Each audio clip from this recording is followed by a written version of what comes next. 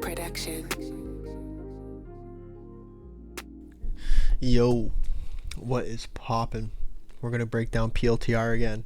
I just want to say a big thank you. So the last video I posted on PLTR, I was wrong. So I thought the company was a cybersecurity company. This is what happens. I don't pay attention to the company fundamentals. I am very much so strictly focusing on technical analysis with a lot of the charts that I look at.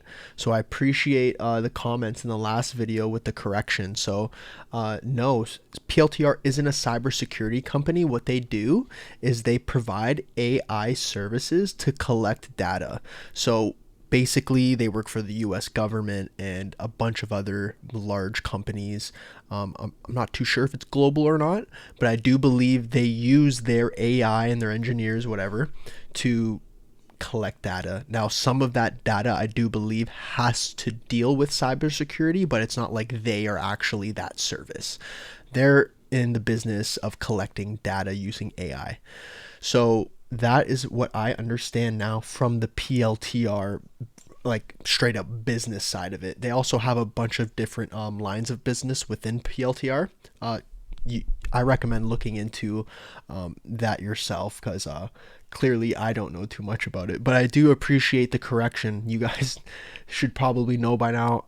I am not always right. I am wrong a lot of the times. So I appreciate the correction.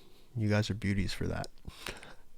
So we're looking here. It's the weekly time frame. I'm going to try to break this down from scratch. So whoever is looking and trying to learn technical analysis, they can learn from a fresh perspective here, right?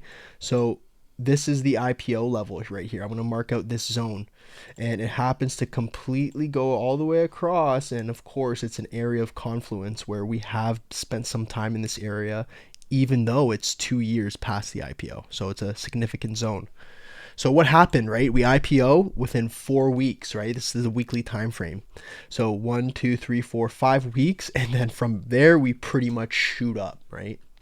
We go up 250%, another few weeks of consolidation, and we rip higher, right? So think about this, right? Within, what is this, November 2020 to January, this is like 2 months, right? 2, 3 months, they IPO and they go up 370%. So in hindsight, we look back, this is large money driving up the price. And then what happens is there's this long draw out where now this big money is selling their shares, right? This isn't what causes this to significantly go up so fast, isn't retail traders like you and I trading a few $1,000s trying to get that profit. What it is big money, institution, and large whales coming in, driving up price. And then this long draw out is them taking their gains. And of course, macroeconomic factors come into play, and that could also further, now what's going to happen is it's going to cause the retail like traders, it's giving them a reason to sell now that now there's a bear market. All the drama going on with Russia, Ukraine, and other macroeconomic factors, inflation, etc. All of the FUD plus big money selling their shares creates this very long, drawn out bear market. So this is what we're looking at. PLTR is a tech company, right? Growth company, tech company, whatever you want to call it. So this is what happens. This is why there's been such a long drawn out bear market. So keep in mind, tech stock's been in a bear market since January 2021. We're about to reach 2 years from that, right? So 1 full year where we get this big drawdown, and then another straight year where we continue the bear market, right?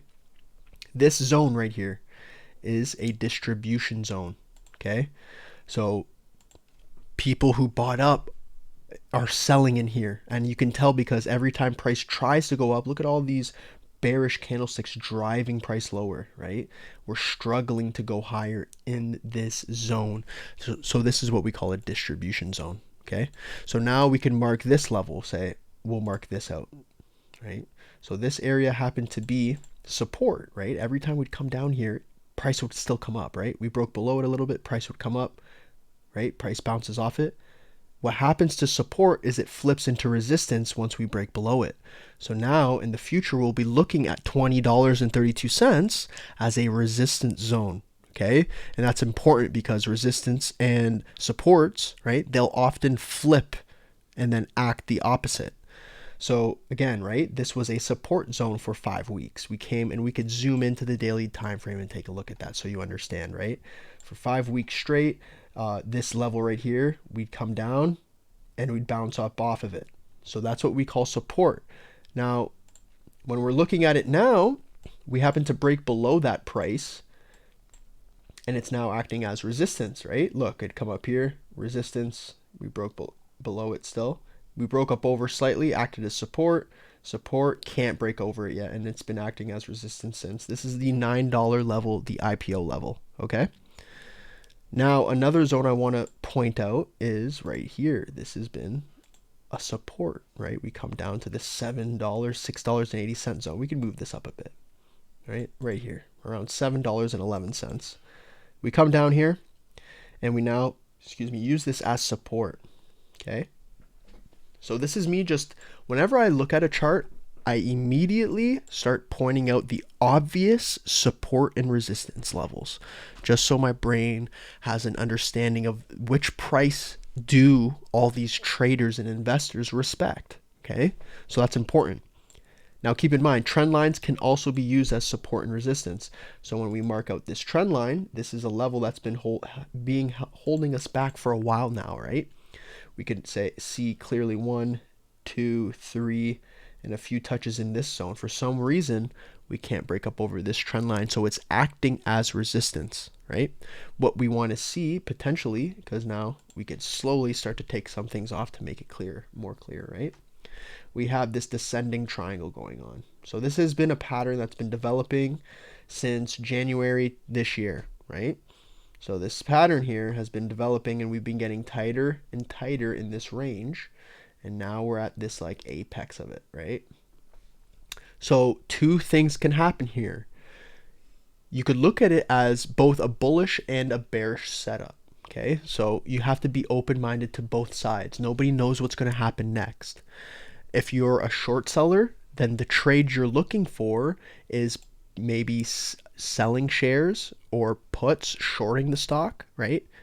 Down towards these levels. And that, what would happen is we'd probably need some bearish market news to further draw this stock price down, right? Or some news from the company itself that maybe something with their financials, I don't know, something negative has to come out to push this price lower because of how big last week's day in the market was. Like I think it was Wednesday last week where we had the massive day on the NASDAQ and S&P.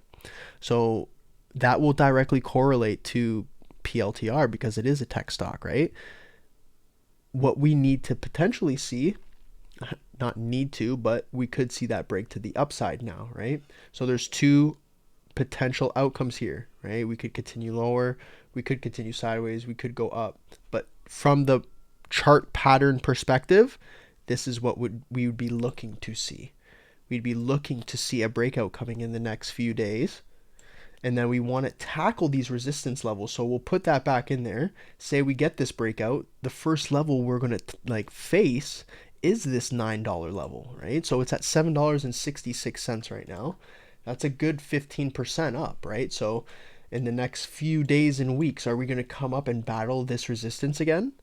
And if so, if we break up over it, we'll be looking to see if it acts as support. And then we will continue that uptrend, looking to tackle more resistance in the future, right? So where could we potentially go, right? Say this is the pattern that's happening. We're going to get, say this breakout happens in the next few days, right? If so, first, we reach this resistance, which is around $9. Secondly, this zone right here, which happened to be a little bit of resistance, we could check this out. Whoopsie. We can check this out right here. So this zone, and we could move it around. It seems to get a lot of touches right there. Look, 1, 2, 3, 4, 5, bunch of touches here, a few touches there. So that's a significant area. So we want to see price, right? These are the zones we have to battle. This is why it's important to measure and mark out your resistance and your support levels, because now we could use this to our advantage. When we do reach these levels, it'll be telling us a story, right? Like if we spend some time battling this resistance, creating higher lows into that level, it could be warning us that we're going to break up above this $9 zone here, and that the demand metrics have shifted in this stock, which would basically be telling us, you know, the characteristics have completely changed. And that's very bullish, right? Look at the characteristics we see here, right? Major downtrend, high, low, lower, high, lower, low, lower, high, lower, low, right? This continues to happen here. But what we're starting to see around this zone, starting from around May, right? We're starting to see the characteristics change in the stock, where we're starting to see an uptrend potentially start to occur, right? And again, it might look like this, but if you look, we've created a support level, and the signs that the stock's characteristics have changed are really evident here. So there's a few catalysts going on here that could potentially saying that this price could, you know, we could be reaccumulating the shares down here, the big whales and other investors could be accumulating at these levels, and demand might shift, causing the price to go higher. So that's the breakdown here on PLTR. And I'd be looking for a potential move to the upside in the next coming weeks. Now, this is all assuming that the NASDAQ and the S&P are going to start that curl to the upside, giving us that Santa Claus rally. If not, we have a potential continuation to the downside. I think it's evident to note here, though, how significant this trend line is, because I think it'll be significant to see if we do get that break above it. And if we don't, that'll be telling us that this is a major resistance line. So either way you put it, we'll be getting information in the next few days on the looks of PLTR. Peace.